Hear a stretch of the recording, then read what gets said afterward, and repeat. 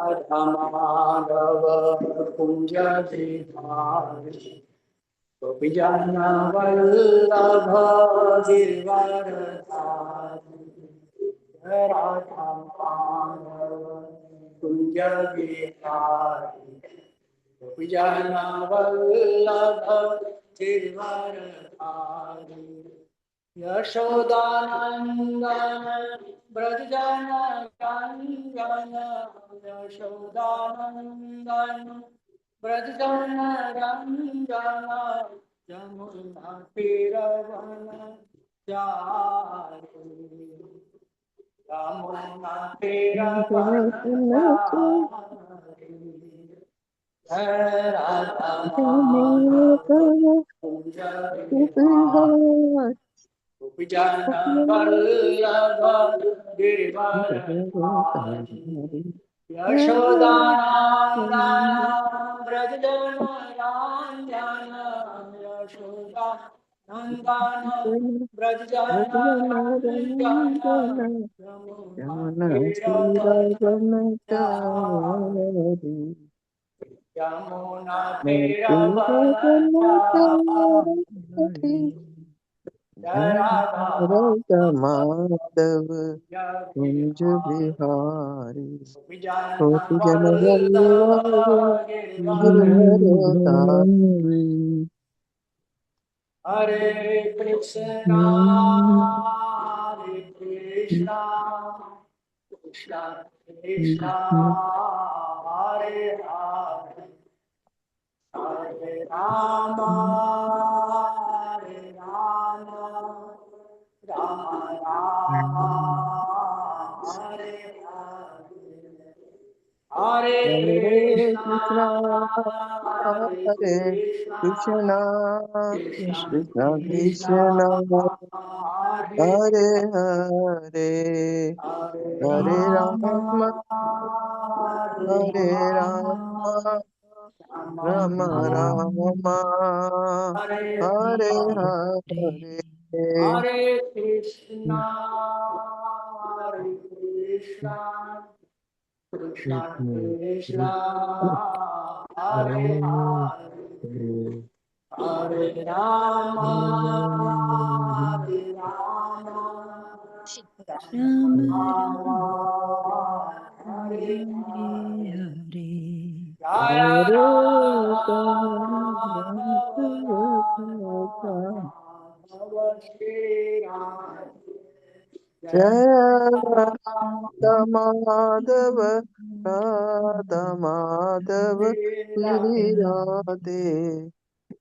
Jaya Radha Govinda Radha Govinda Shri Radha Jaya Radha Govinda Radha Govinda Govinda Shri Shri Radhe.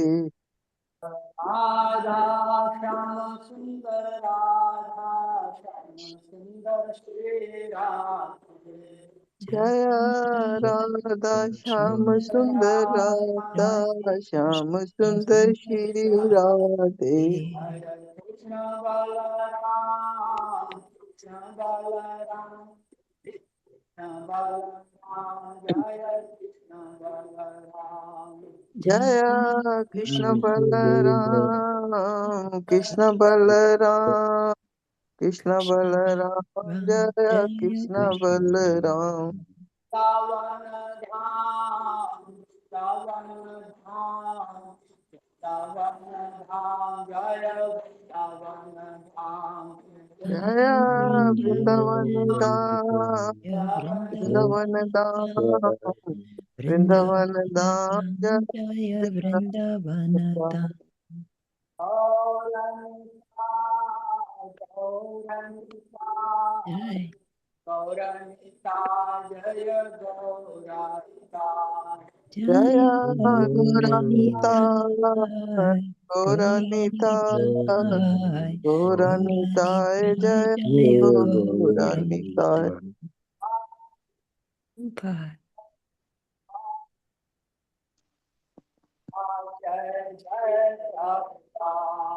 Jai Jai Jaya Prabhupada, Prabhupada, Jaya Prabhupada, Prabhupada, Jaya Prabhupada, Prabhupada, Srila Jaya Prabhupada. Prabhupada.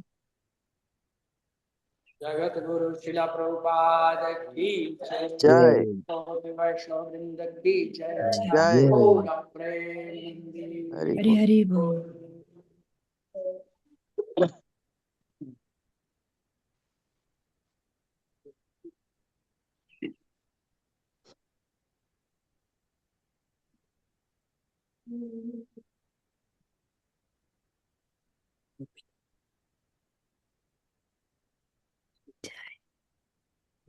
Hare Krishna, everyone. Hare Krishna. Thank you all devotees here as well as online for joining this morning. ISKCON Brisbane's Śrīmad-Bhāgavatam recitation. So today we are going to be reciting Śrīmad-Bhāgavatam from Canto 5, Chapter 2, verse number 15.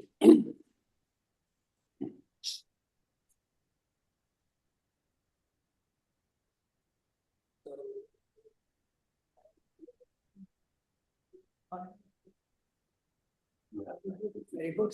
Somebody has already written on the board, so that's very nice. Thank you. So let's recite then. Om Namo Bhagavate Vasudevaya. Om Namo Bhagavate Vasudevaya. Om Namo Bhagavate Vasudevaya. Om Namo Bhagavate Vasudevaya.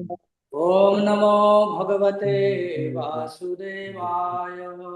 Om Namo Bhagavate Bhagavate Vasudevaya. Vasudevaya. Narayana Namaskritya Naram Chaiva Satya Narottamam Devim Devim Saraswati Vyasam Tato Saraswati Jayamudiret Nashtaprayesu Nishtaprayesu Bhadreshu Bhadreshu Nityam Nityam Bhagavata Bhagavata Sevya Sevya Bhagavati Bhagavati Shloke Bhaktir Bhavati Nextaki Krishnaya Naya Vasudevaya Vasudevaya Devaki Devaki Nandaya Nandanaya Cha Nanda Nanda Gopa Kumaraya Kumaraya Govindaya. Govindaya Namo Namaha.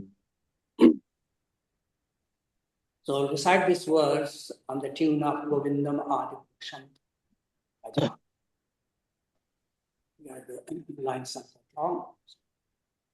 Rupam tapodhana tatpas Rupam tapodhana tapascharatam tapognam Rupam tapo dan tapascharitam tapogan. Etat tukena tapasa bhavato palabdham Etatu Etam kina kena tapas tapasa bhavato bhavato palabdam. Chartum taporhasi maya sahamitra Charatum tapor taporhasimaya hasimaya sahamitраmayam. sahametramayam. किम वा प्रसीदति स वैभव भावनो मे Kimva pasidati Prasidati save savai bhava bhava bhavano bhavano me. me. रूपं तपोधन तपश्चरतां तपोघ्नम् Rupam Rupam tapo dan tapodhana tapascharatam tapascharatam tapognam. tapoganam. एतत्तु केन तपसा भवतोपलब्धम् Etatu Etattu kena kena tapasa bhavato bhavato paladam. चर्तुं तपोर्हसि मया सह मित्रमह्यम् Chartum Charitum tapori Maya hasimaya sahamitраmayam. Samitramahayam. किम वा प्रसीदति स वै अवभावनो मे Kimba Pasidati Prasidati savai Svave bhavam Prabhu bhavano Bhavano. me. रूपं यक्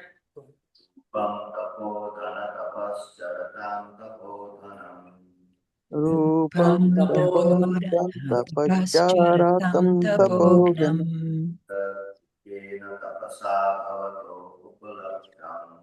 Ye itattukena tapasa bhavato paladam.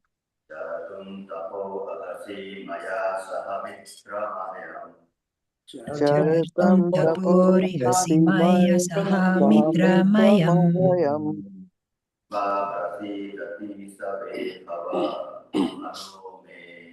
Kim va Imva prasidati prasidati savai savai bhava bhavano me. bhavano me.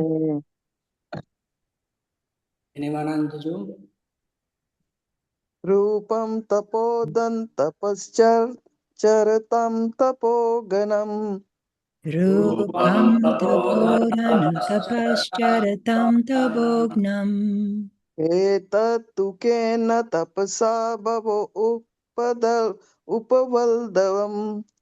Etattukena tapasa bhavato paladam. Charutum taporhasi maya saha mitra mahayam. Charitam tapori hasimaya sahamitраmayam. Kim va prasidati savai bhava bhavano me.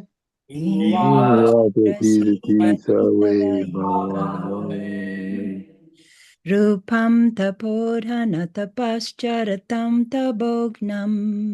Rupam tapodan tapascharatam tapoganam.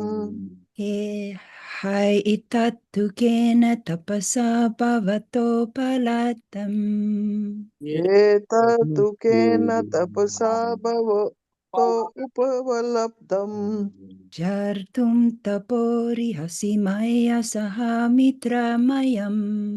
Charitam taporhasimaya saha mitramahayam. Kim va prasidati savai bhava bhavano me. Kim va prasidati savai bhava bhavano me. Word by word. Rupam, Rupam, beauty. beauty, Tapahadhan, tapadhan. O best of the sages performing austerity. O best of the sages performing austerity. Tapahachartam, Tapaha charatam. a persons engaged in executing austerities and penances. A persons engaged in executing austerities and penances. Tapahagnam, Tapaganam, which dismantles the austerities. which dismantles the austerities. He, He, only, Certainly. etat, certainly, Etat, etat, this, this, too, too, indeed. indeed, Kena, by what? by what? Tapasa, Tapasa, austerity, austerity, bhavata, bhavata, by you, by you, upalabdham, upalabdham, achieved, chi, achieved, chartum, yartum, charitam, to execute, to execute, tapaha, austerity, austerity, arhasi, arhati, arhasi, you ought, you ought, you maya saha, mayasaha, are me, with with me, me, mitra, mitra, Mitra, my dear friend, dear my friend, dear friend, yam, yam, Mahayam, unto me, me, unto me, kimva, imva, Kimba, or maybe, or or maybe, maybe, prasidati, prasidati, Prasidati, is pleased, is is pleased, pleased, saha, saha, Saha, he, he, why, vai, or certainly, bhava certain, bhavanaha, bhava bhava, the Bhavanaha, creator of this universe, the creator of this universe, me, me, me, with me. with with me, me, Translation, responsibly please. O best among those performing austerities, O best based among among those those performing performing austerities, austerities. where did you get this wonderful beauty Where did where you did get you the get this wonderful wonderful beauty beauty that dismantles the austerities that that dismantles the dismantles the austerities austerities performed by others? performed performed by by others? others? Where have you learned this art? Where have you learned this art? What austerity have you undergone What What austerity austerity have you have you undergone undergone to achieve this beauty? to to achieve achieve this this beauty? My dear friend, My my dear dear friend, friend? I desire that I I desire desire that that you join me you you join join me me to perform austerity and penance, to to perform perform austerity and austerity and penance. penance. or it may be It But may it be may be that the creator of the universe, that the that the creator creator of the of the universe, universe, Lord Brahma, Lord Lord Brahma, Brahma, being pleased with me, being pleased with me, has sent you to become my wife. has has sent sent you to you to become become my wife. Quote, please hear. Agnidhar appreciated the wonderful beauty of Purvachakti. Indeed, he was surprised to see such exceptional beauty, which must have been the result of past austerities and penances. He therefore asked the girl whether she had achieved such beauty just to break the penances and austerities of others. He thought that Lord Brahma, the creator of the universe, might have been pleased with him and might therefore have sent her to become his wife. He requested Purvachitti to become his wife so that together they could perform austerities and penances in family life. In other words, a suitable wife helps her husband perform penances and austerities in household life if both of them are on the same elevated platform of spiritual understanding. Without spiritual understanding, husband and wife cannot be equally situated. Lord Brahma, the creator of the universe, is interested in good progeny. Therefore, unless he is pleased, one cannot get a suitable wife. In fact, Lord Brahma is worshipped in marriage ceremonies. In India, even today, wedding invitations are still issued with a picture of Lord Brahma on the face of the card.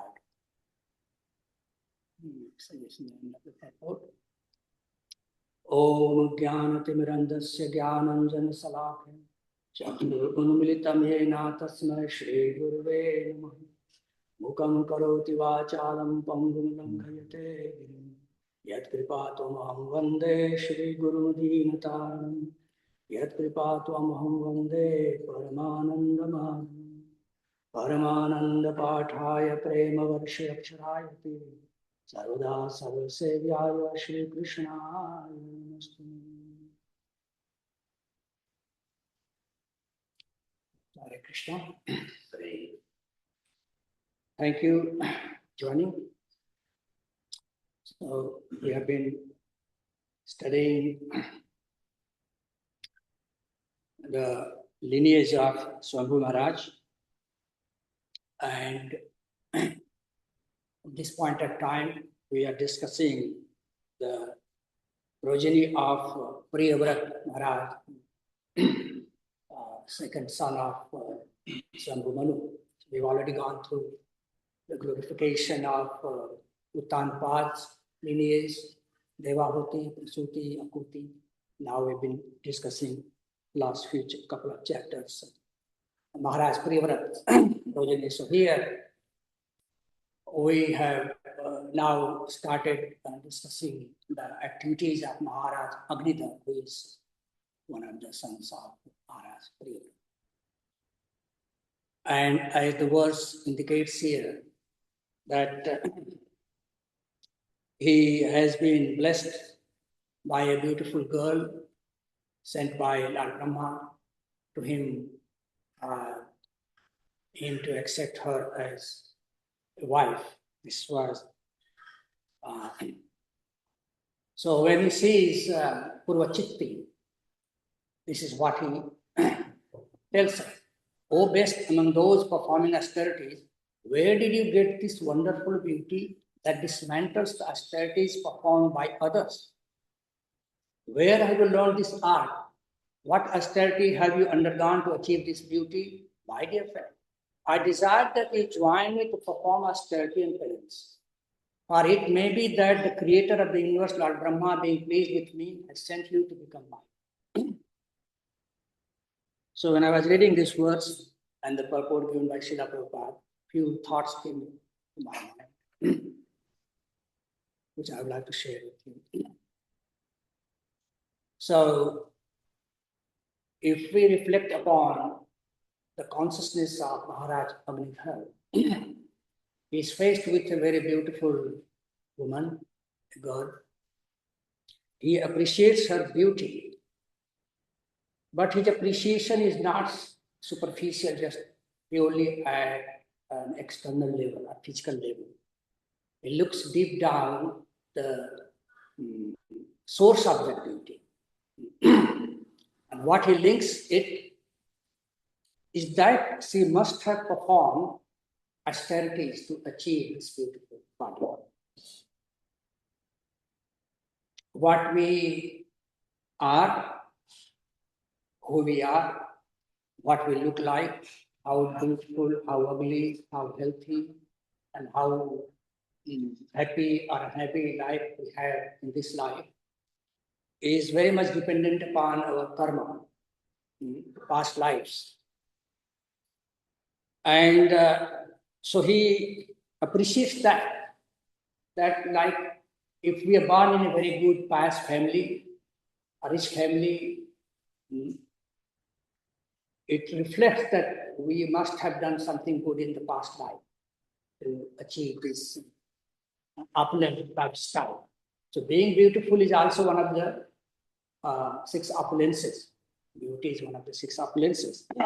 So he appreciates the fact that she is beautiful. So he is not simply attracted to her at the physical level. Rather, he is connecting that beauty to her past activities, as well as the divinity aspect of divine connection.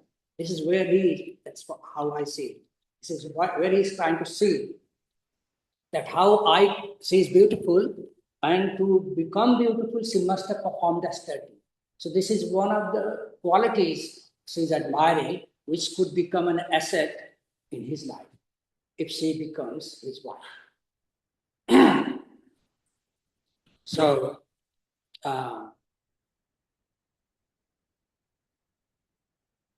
attraction is through one of the senses here. And what is that? That's the eyes. The function of eyes is to see. So he sees and immediately he is attracted. So Bhagavad Gita described that any one of the senses can drag us down or elevate us also, depending upon how we are utilizing. The example given is the controlled mind is our best friend and controlled mind is our worst enemies. So when we see something very beautiful, and actually in Srila Goswami describes Ujjwal Leela Mani, the progressive developments of lust or love, the various stages. And he takes this example of how eyes are attracted to beauty and how the process begins. So Chakshu Priti. So Agridhar sees this beautiful woman standing in front of him. He is immediately attracted to her beauty. And then eyes are seeing this beautiful form, beautiful personality. Mind starts to process straight away. Signal is going there, beauty is going there, vision, mind is the function of mind is to thinking, feeling, and willing. So immediately starts to contemplate how I can enjoy this beauty, isn't it? So I just thought I'd share this with you. First time I came across, many of you learned scholars here would have come across this many times. But I was listening to a class by His Holiness Bhakti Vidya Swami some time ago, and he was mentioning this. So I thought, let me just share this with you.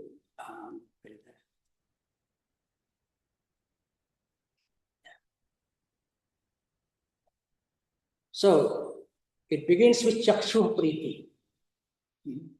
something very dear to. And keep in mind, this chakshu priti, it's here used to be attracted to anything which is very beautiful. In this case, a boy is attracted to a girl. And then how he contemplates how I can. In the mind, contemplation is taken. So it says mana sangha. So already associating with that person in your mind. You haven't physically, but mentally you start associating, contemplating, you start building the attachment in your mind. So the person starts to reside in your mind already. That's mana sangha, next step. And then you sankalpa. Next is after the sankalpa, that you build determination, you decided that I'm going to get this, particular object, in this case, Puruchitti, for example. Sankalpa. And in the process, you haven't got that object here. It says that Nidra Cheda, that you thinking about that beautiful person, beautiful girl, all the time, so much so that you lose sleep. Nidra Cheda. Your sleep is disturbed very much. And you are so infatuated that you forget everything. You don't even eat and drink. Then what will happen? Tanuta, emaciation, and physical starvation. And you come to a stage where you don't care about anything. What's going on around you, you're totally indifferent. So it says, Vishaya Vritti. In a way, you are very much detached. And then you still very much focused on obtaining that object, that you don't care what means you are going to employ in life to get that. So you become shameless. Lajja tyag is the next stage. And you can imagine the state of mind by then. Somebody who is going through this process, you'll be totally mad by then. You're just crazy, you don't care. And it's, Rupa Goswami described that in that process you may even faint, murcha, and lose consciousness. And it may come to a point, even the last stage is death, marana, you may even die. Sometimes boys and girls, when they are so much attracted to each other, they can't get it. They even commit suicide. They commit suicide, do their life. And as I was reading, I was thinking about great personality. And I would like to quote this great personality because here attraction to woman is described. And who is that great personality? Bilwal Mangal Thakur. As we know, Bilwal Mangal Thakur was a South Indian Brahman, great person, great background, very educated. But somehow or other, his eyes landed on this beautiful Chintamani prostitute. And you can imagine the process, what we have just discussed, the 10 stages of development of lust started to take place in his life. He saw the beautiful Chintamani, and then his eyes see, his mind contemplates, and he is determined to get her. And as we know, that he became so shameless that even when the Shraddha ceremony or funeral, I can't remember, one of those activities of his father was taking place, funeral was taking place of his father, and he was hurrying the priest that, can you do it quickly, because I have to go. I have to go. He wasn't bothered about doing his duty as his son and perform that ceremony nicely. He was more interested in being with Chintamani. And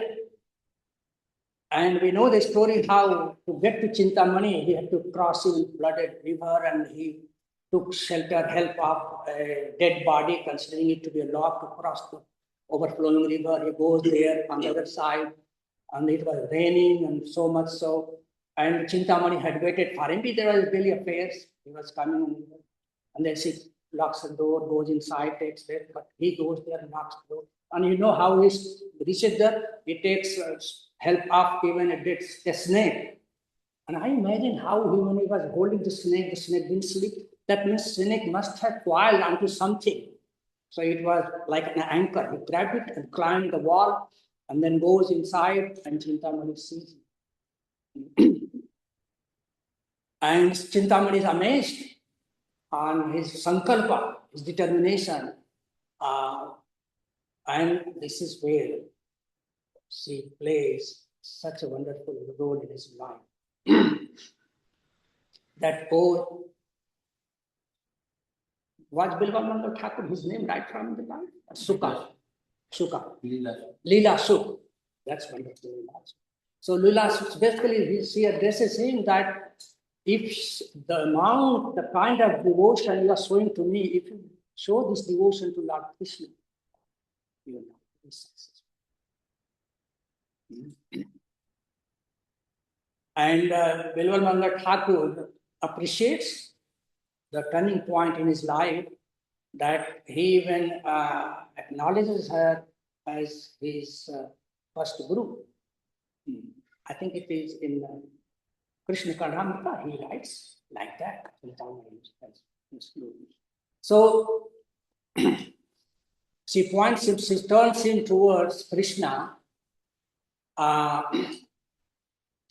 So this is the ideal role of this beauty, initial attraction towards beauty by Bilvamangal Thakur leads him to austerity, so much so that he loses his eyes even because of his shamelessness. As we know, when he was encouraged by Chintamani to go to Krishna, he begins his journey to Vrindavan and he is put through another test, last test of his life, that he again sees, as he was going there, he sees another beautiful woman collecting water and going home, and he is again captivated by her beauty and he follows her. So this lajja kya is there, shameless. He has just been awakened to some extent by Chintamani, but his lusty desire is still there. The jituva part is still there. And he follows that and he goes and desires to enjoy her. And this is the Vedic culture. The husband even offers his wife, because the guest has, a Brahmana has come to his house and he desires to have private time with his wife, and he offers his wife to him. And this made him realize when he comes in front of this Brahmana wife, his wife, that he asks her hairpin, and then he destroys his very eyes, which were so lusty in the beginning. He said, "This my eyes are the source of my miseries." Actually, our desires are the source of the miseries, but eyes are an outlet through which, one of the senses through which we can enjoy visual pleasure. We can get visual pleasure. So he blinds himself, and then he dedicates the rest of his life on meditating upon Krishna. And as we know, he composed so many wonderful bhajans, and he expressed his heartfelt, emotions in his singing. And Krishna was so attracted that he will come to hear it from him every day, and he will bring milk to him. And Bilvamangal Thakur could understand who the person, who this boy is, bringing milk to him every day. He wanted to embrace him, and Krishna will run away. Then, as we know in Chaurashtam, we sing, there is mentioned there that how Bilvamangal Thakur said that you can run away from me physically, but show me how you can run away from my heart. I've captured you in my heart. So, Krishna is the most beautiful object in the entire creation. We can use our eyes to be attracted to his creation or to him directly. And here, Bilvamangal Thakur demonstrates by his practical life, that how his desire to enjoy his creation in the form of a beautiful wife turned into enjoying the beauty of Lord Krishna. And he captured him so much so that Krishna is imprisoned in his heart. And he's meditating on that. But we see here the role of two women. One, Chintamani, as his guru, points him, directs him to Krishna. Another one also acts as an inspiration that she surrenders to him and for his pleasure, even though she was a married wife. And this Bilwal Manga Thakur is now fully surrendered to him. So Srila Prabhupada mentions here that here Agnidhar appreciates Puruchitti's beauty and he desires to have her as his wife. For what? So that together they could perform austerities and penances in family life. So the point I would like to highlight here is that physical attraction in family life alone will never be the long-lasting foundation of this. When we have a spiritual purpose in the family life, and that spiritual purpose is what we see in the life of Bilwal Thakur. That the spiritual purpose, the purpose has to be common, shared purpose. Both husband and wife should, as long as they have common purpose, the common purpose here is the highest purpose of life is to serve Lord Vishnu, Lord Krishna. So when we have the spiritual vision, then even the beauty can be appreciated, can be used in the service of the Lord. Here, Agnidhar appreciates her beauty in the form of her past activity and also appreciates that this beauty must have come from her austerity, and who awards the result of our past activity, that is the Lord Krishna. Even though our material opulence may come from his deputies like demigods, but demigods are empowered by the Lord himself. Demigods do not have independent authority to give us anything.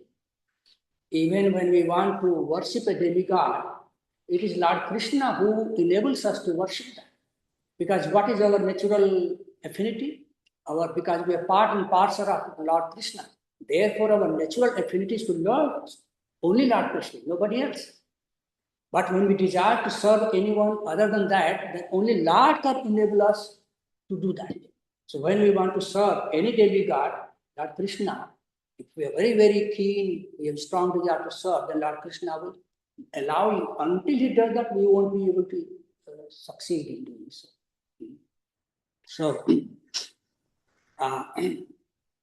So the point I'm trying to mention here is that in the purport, Srila Prabhupada mentions that Lord Brahma, if you want a good wife, therefore, unless he is pleased, who is he here mentioned? This is Lord Brahma. One cannot get a suitable wife. I'm just trying to link that to Lord Krishna. That Brahma cannot give you a good wife unless Lord Krishna has empowered him. So ultimate source of anything we have in our life is Lord Krishna. It may come to us through his deputies, that is all the empowered personalities in the material universe. But ultimately it's Lord Krishna himself. So that's how we should see. If we are blessed with a beautiful wife, we should express our gratitude to Lord Krishna. That you have blessed me with a beautiful wife, and this beauty underlying quality of this beauty is that this person has performed austerity in the past life. This is an asset to me in my life. If she can join me in performing austerity, then I'm utilizing her inner strength, not just external strength, also inner strength, in fulfilling the ultimate goal of life. And that's life, goal of his life becomes the goal of his wife's life also. This is what husband and wife mean together. If you are playing a good role of a good wife, as long as you assist your husband in getting closer to Krishna, not further from Krishna. if your association, your wife's association is not helping you in getting closer to Krishna, then there is something missing. And vice versa. Wife's highest role is, duty is to assist her husband in serving the Lord. So in other words, serve the husband to serve the Lord. That is the prime duty of a wife in the Vedic culture. And prime duty of a husband in the Vedic culture is to protect his wife. And that protection of his wife is not merely at the physical level, material level. Protection of his wife is on the spiritual level also. That protection means that you protect your wife from taking birth and death and old age and disease again. This means you liberate her. And that can only be possible if husband is fully surrendered to the Lord in Bhakti Yoga. Then we see excellent example of Kardama Muni and Devahuti. Devahuti served her husband wonderfully and she was liberated by the strength of serving her husband, by the strength of her husband's devotional service. So the austerity must be properly guided and directed. Austerity by itself is nothing. It can lead us to disaster, it can lead us to elevation. And we see many examples, many great demons perform the austerities, and we know how it caused havoc to everyone, to them are. But so, as we know, we are here, Grihastha sitting here. Grihastha life itself is an austerity, because you're dealing with not just one mind, two mind, three mind, four mind, you have children, your wife, your husband, your children, your grandchildren, so many minds. It's great austerity on day-to-day basis. So austerity is very much common to everyone. We all perform austerity on day-to-day basis, even for survival in this material world. We can perform. So austerity is not a new thing to anyone, but austerity can be performed. When it's performed for the sake of pleasing the Supreme Personality of Godhead, then that austerity becomes fruitful in ultimate sense. So another point I like to mention here, that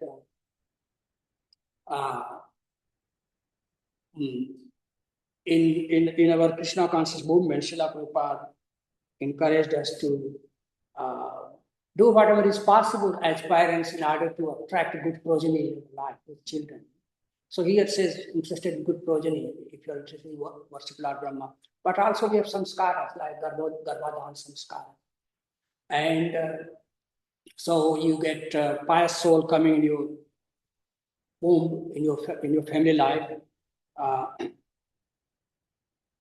Because the children we have, nothing happens by chance. Physical beauty we have is nothing by chance, and the children you have in your life is not by chance. But if we have the opportunity, then we should perform Garbhadhan Samskara. So pray to the Lord. So a good soul comes in our family to assist us with our devotional life. And for that reason also, in order to have peaceful family life, in Vedic culture, the marriage always took place, between similarly minded people.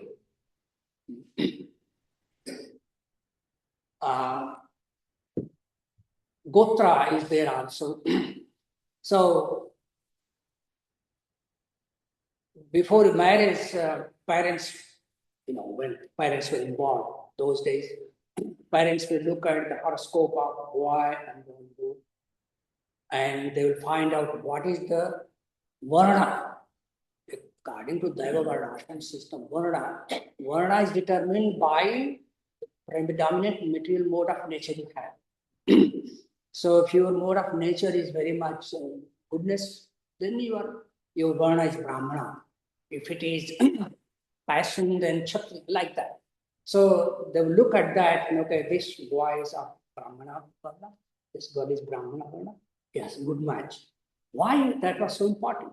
Because similar nature, then your thinking will be similar and you will get along nicely because you are on similar platform. Srila Prabhupada mentions here that same elevated platform. So the point I'm highlighting here is that, of course, he says of spiritual understanding. Spiritual understanding that the goal of our life is to be relieved from this material world and don't go through this birth, death, old age, and disease, and be eternally engaged in the service of the Lord, which is not so easy in this material world because we have so many problems. Even when we try to serve the Lord, we have so many interruptions. It's very difficult to perform continuous devotional service, although we always aspire to achieve that platform. And the great souls who have come to that form, they are pure devotional platform.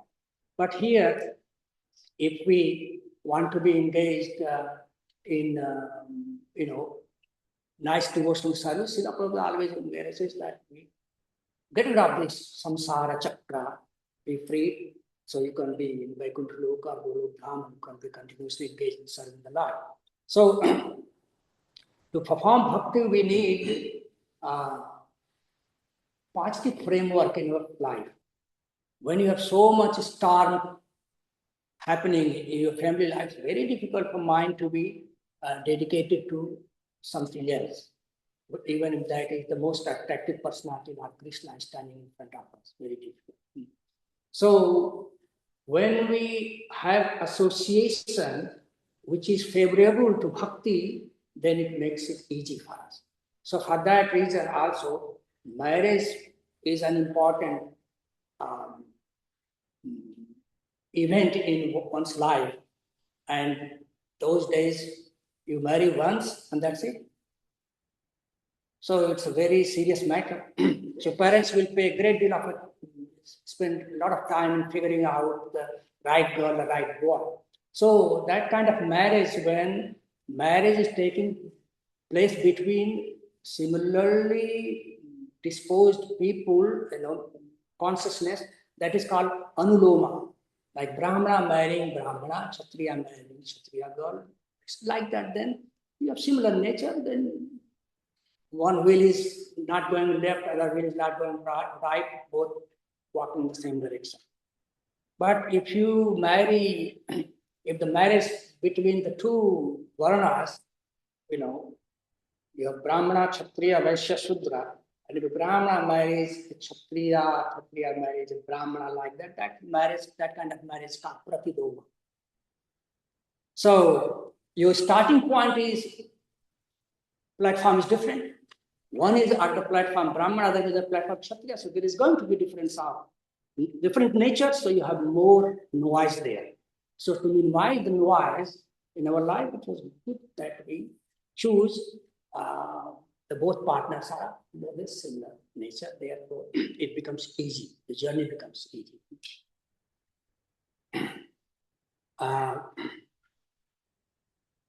That's why, when, what's his name? Sukracharya's daughter, Devyani, when she kind of in a very interesting way fell in love with King Ayati, Sukracharya was not happy because King Ayati is a Kshatriya and Sukracharya is Brahmana. And he wasn't so interested, supportive of that. But anyway, that took place. And as we know, Sarmishtha, the maid servant, was also there, and King Ayati was attracted to her, and a whole lot of problems came. So that is kind of pratiloma. That is not the ideal kind, even though, yeah, it is okay if the marriage between a Brahmana boy is not possible with a Brahmana girl, then the Brahmana boy can marry a Kshatriya girl. But vice versa is not recommended. Because in Vedic culture, husband has the leading role in terms of spiritual advancement. So therefore, the Vedic culture is designed that way, that is not compromised at all. The ultimate goal of life is to serve the Lord to reach out in whatever way possible. And husband and wife together, when they have similar nature, then it works. The journey is smoother. So here I see that Agnidhar is very much appreciating the opportunity he is being given by Lord Brahma, that he has sent a beautiful wife, and he sees her inner asset, a strength that she must be austere. So let's do this austerity for the sake of fulfilling the ultimate goal of human life. And how he does that, we'll see that in subsequent verses, and how successfully he does that. But Srila Prabhupada is taking this opportunity to give us a message that how we should appreciate the opportunities we have in our life in the form of a beautiful wife or a very handsome husband, and so forth, and try to appreciate that nothing happens by chance. There is a cause behind it, and the ultimate cause is the Lord. Of course, our karma has a lot to do with it also, where we are. And if we are fortunate enough to have a beautiful wife, appreciate that this beautiful wife have a great asset with her, that she must have performed austerity, so that nature is there. Let's imply that in a nature in fulfilling the ultimate obligation of our life together as husband and wife. So both husband and wife can appreciate each other's inner asset and lies in the service of the Lord, then the human form of life really blossoming to the extent that Lord will be pleased. So I'll stop here. These are just some of the thoughts, may have been crazy thoughts, but anyway, open to discussion. And any comments or questions? Prabhu's here and Mataji is here, as well as those on the Zoom.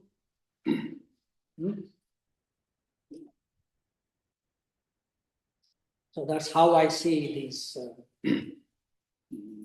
this verse. Hare Krishna, Prabhuji. Yes, Mataji. Thank you very much, Prabhuji, for such a nice class. And we have been hearing these classes, and many devotees has given examples of Vilba Mangal Thakur. And so we can see Vilba Mangal Thakur, he was such a elevated Vaishnava after, he left everything, with the help of Chintamani, which was his like a first guru. So we can see that Vilva Mangal Thakur, he was saying his eyes are the cause of all the lusty desire, and he poked his eyes. But for a devotee, we don't do those things. But for us to be more in the association of devotees, and with the association of devotees and chanting Mahamantra, and that will actually keep a devotee away from the lusty desires. The lusty desire is for our own sense gratification, where the love is actually for Krishna's pleasures. So that's the difference between the lusty lust and the love. The love is only for Krishna. Another point I was noting that Srila Prabhupada has written in his purport that he requested Puruvchiti to become his wife, so that together they could perform austerities and penances in family life. So it's so interesting that we are talking about austerities and penances, which we can think austerities and penances are only when we are renounced and we leave everything. But here in family life, performing austerities and penances is to follow the regulative principles. Even if we are having children, so they are also according to the regulative principles. So that's important thing. And it's very important that both of them are spiritually elevated, almost same level, which is also written in Shastras. When they marry, they have to have equal sort of status, like we would say the spiritual understanding, and that will be they can get good progeny. So this is a very important point, austerity and penances in family life. This is something which I didn't think about, that austerities and penances can be in family life. But that means the husband wife together serve Krishna. And so that's the way what actually household austerities and penances are. Thank you very much, Prabhuji. Hare Krishna.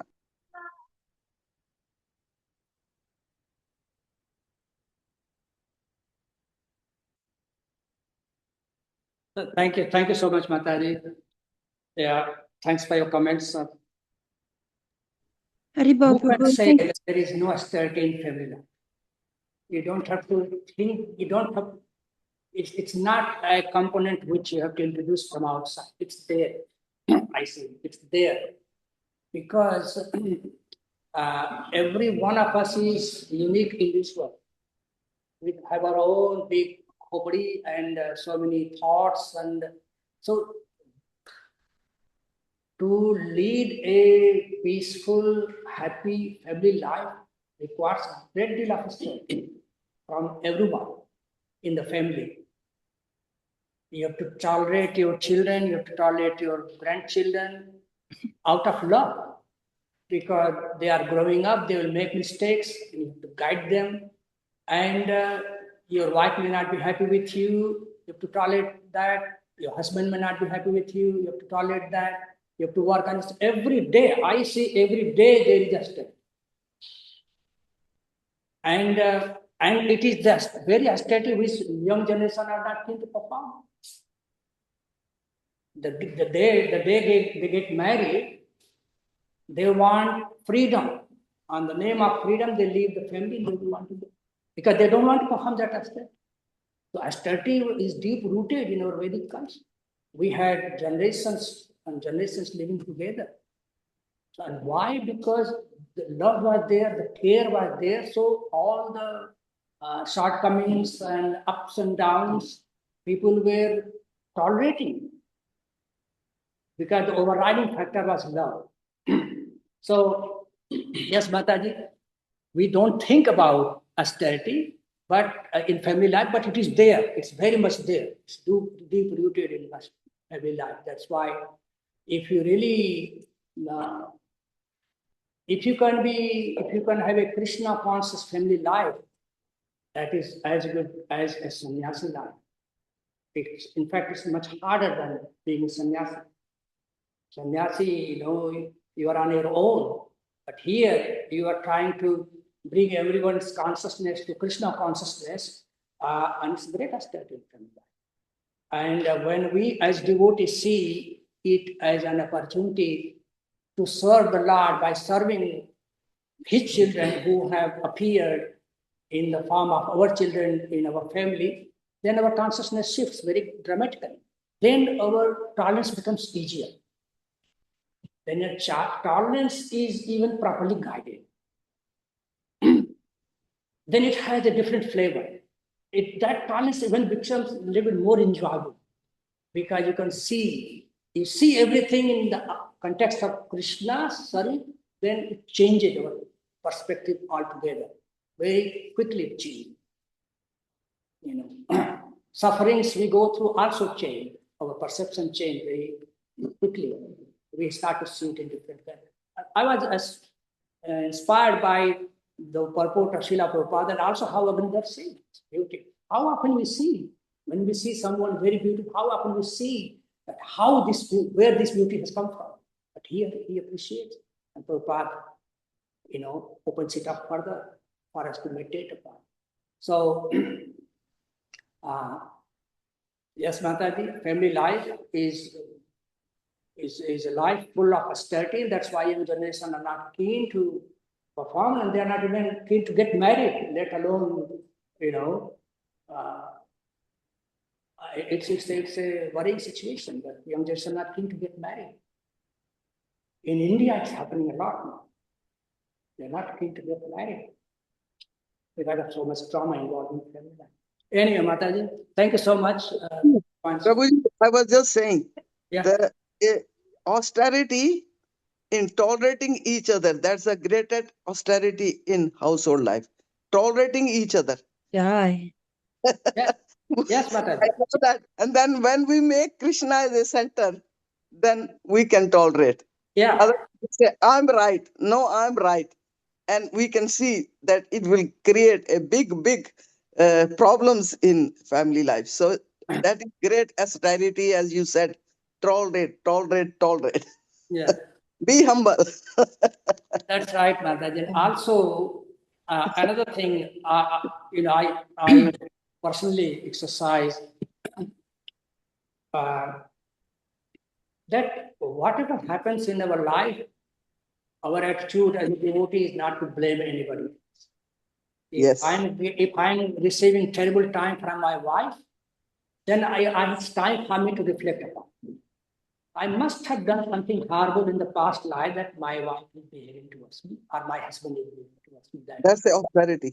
Yeah, that's it's a great austerity, because Yes. ego comes straight away in erection and you want to settle it, but as a devotee, we have to manage our ego. We don't create another karmic cycle. So we do that. So yes, the path Srila Prabhupada has shown us, it can turn us from a very volatile personality to a very peaceful personality, depending Jai. upon how we see it. Hare Krishna. Hare Krishna.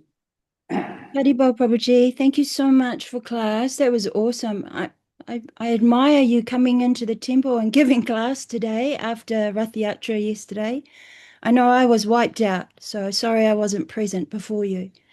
But thank you very much for your class, Prabhuji. It was lovely. And I appreciate the point you make about Vedic culture, and the husband has the leading role in the family spirituality. And I relate to that because in my Pacific Island culture, my father was very much a strong Catholic man and very much the spiritual leader of my family. Unfortunately, when I grew up and married, I did have an Indian husband. But he didn't probably follow Vedic culture, to be honest. And then I obviously remarried, and my husband is currently Christian. And I appreciate Christianity, obviously, from my Catholic background. But for my own spiritual progress, I guess I struggle to, what's the word, necessarily follow my father and my husband as strictly because of the differences in our religions. Now, yeah, I guess I say that because it works, it really works if we can trust that the husband is a strong, pious spiritual leader and is capable of delivering the family. And certainly I think my father, to a degree, in his Catholicism, was very capable of doing that for my family. It was me. I'm the rebel. I'm the rebel in my family. So, and as I say, my husband is Christian and not really, I'll be very honest, not incredibly interested in Krishna consciousness. He's interested in me and supportive of me, but not of our faith. So I guess I struggle with that because would the expectation then be, if I was younger and I still had children at home, would the expectation then be that I take some kind of spiritual lead, even though, I'm the mother, not the father? But would that be fair to say, Prabhu? Say it again, Mataji, the last bit. Would it be fair to say that a mother in that role should try to take the spiritual lead for her family? Like, obviously, I don't have kids at home, so I'm quite independent as far as my personal spirituality is concerned. But if I had kids at home with me and I knew that my husband wasn't really even following my faith, could I still take the spiritual lead? Yeah, I see what you mean, Mataji.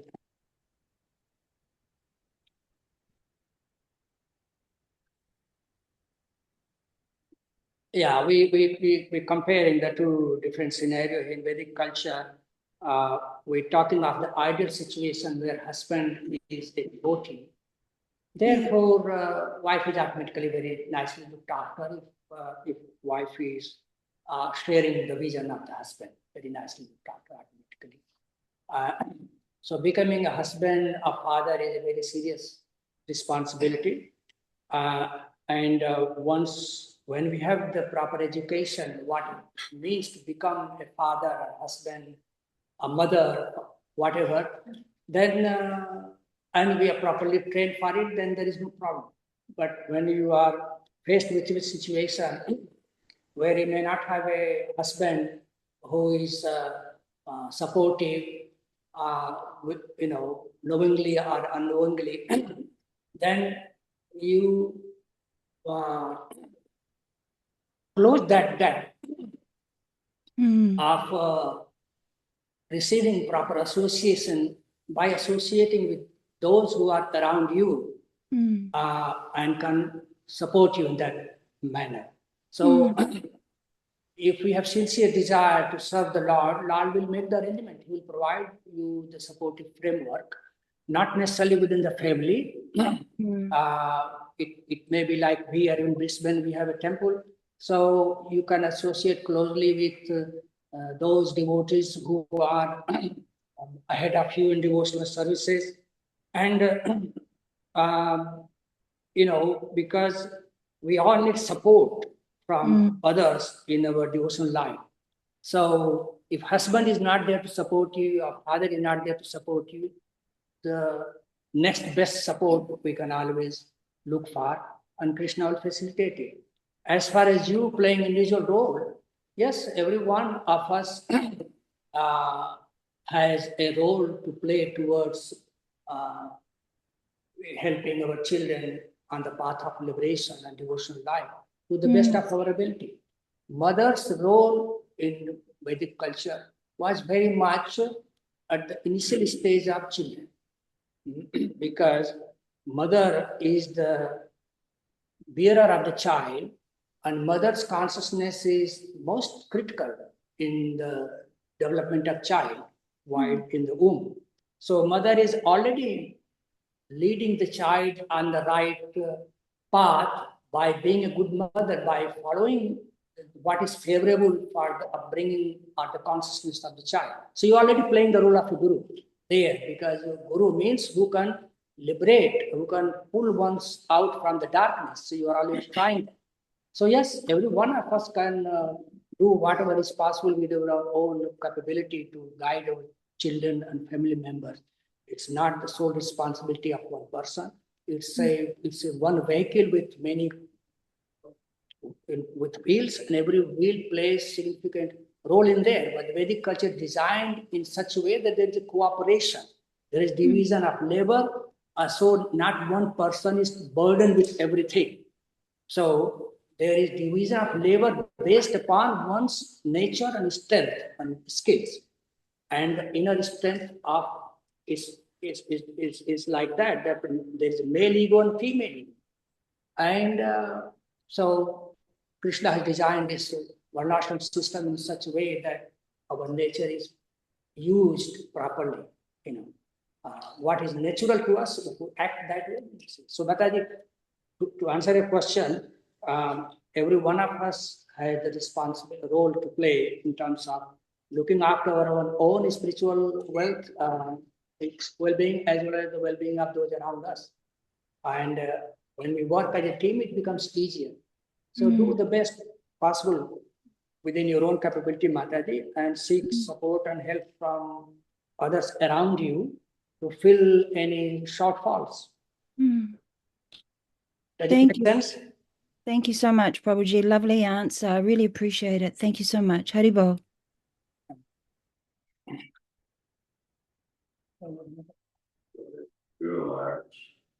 His mother guided him. Absolutely. So Janardhan Prabhu reminds me that Dhruva Maharaj example, how Dhruva Maharaj, receives wonderful guidance from her own mother, Suniti, right? And so Suniti guides him favorably. Suruchi guides him in a very unpleasant way, but she also guides. She pushes it. She creates the situation where he's pushed towards Krishna, and of course, along the way, great personalities like Narada Muni comes and helps.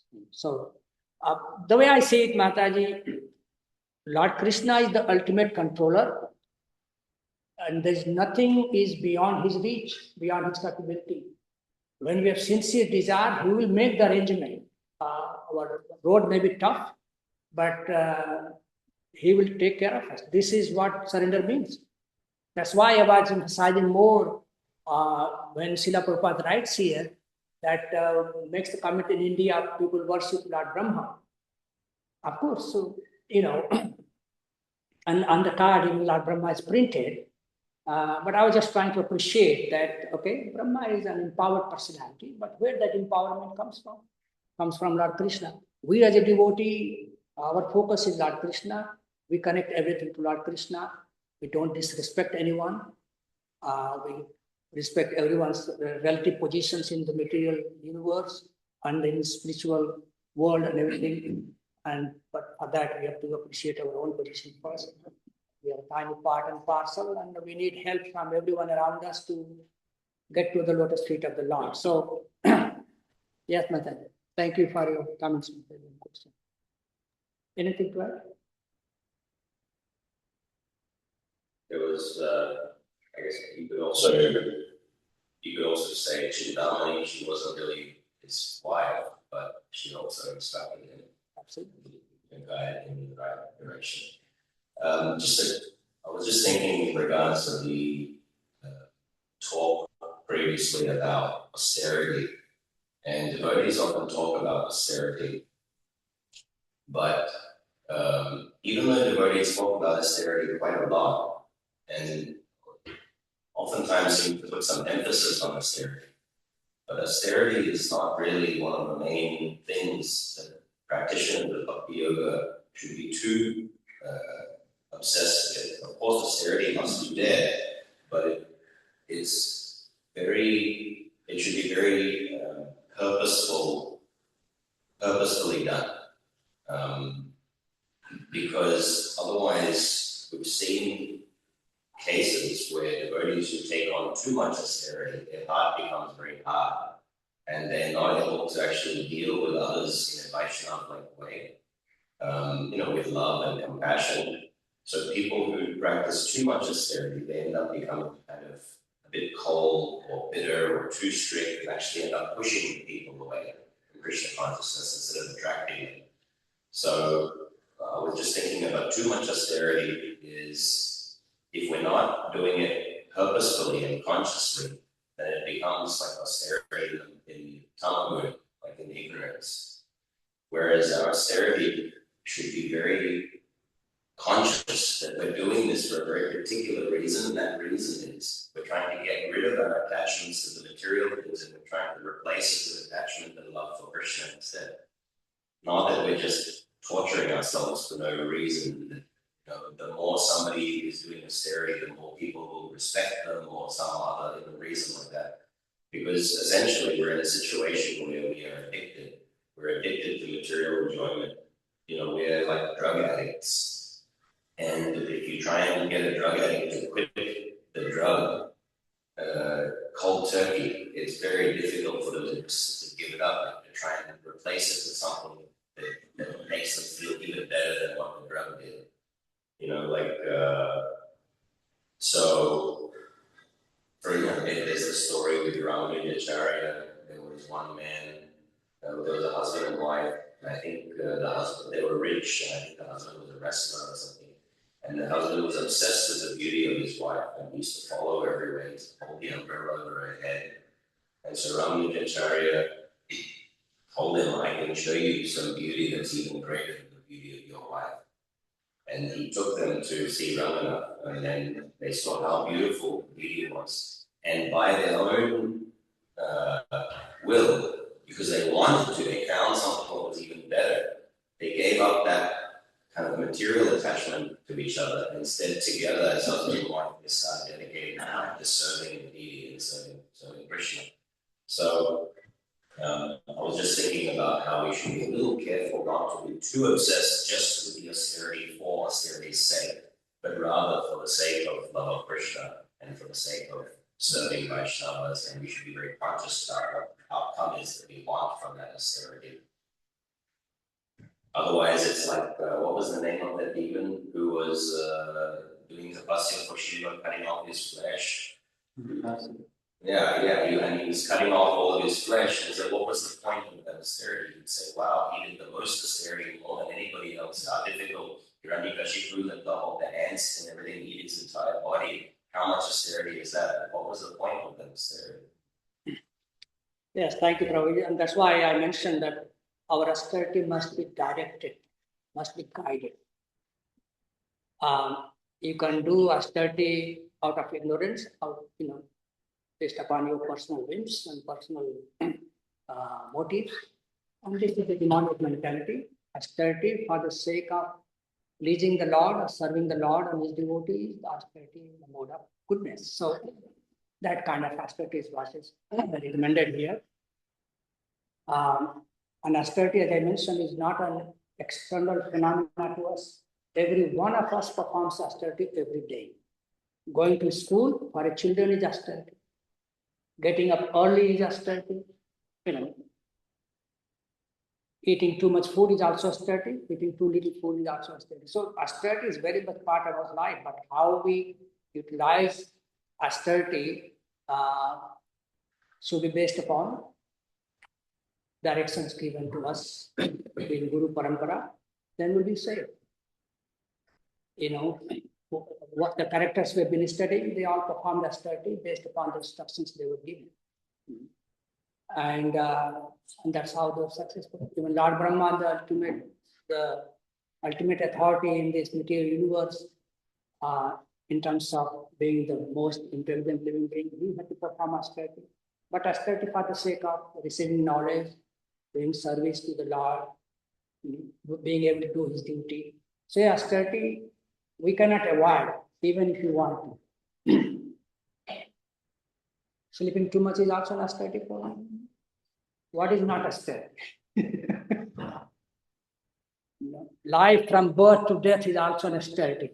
So austerity everywhere. Yes, be austere for the sake of living a meaningful life. And that can only happen when we have a spiritual being, Krishna consciousness. So I see my mobile is saying low battery, and I think it's 9 o'clock nearly. So we'll close the session here now. Thank you so much, Prabhu and Mataji, on Zoom. Thank you very much. Vanshākalpatarubhyasya kripāsindhuvayacca Patikanam Pavanevi Vaishnadev Namo Namo Śrīmad-Bhāgavatam ki jai. Jai Pad ki Jai Gaur Nitai ki. Hare Krishna Jaya. Jai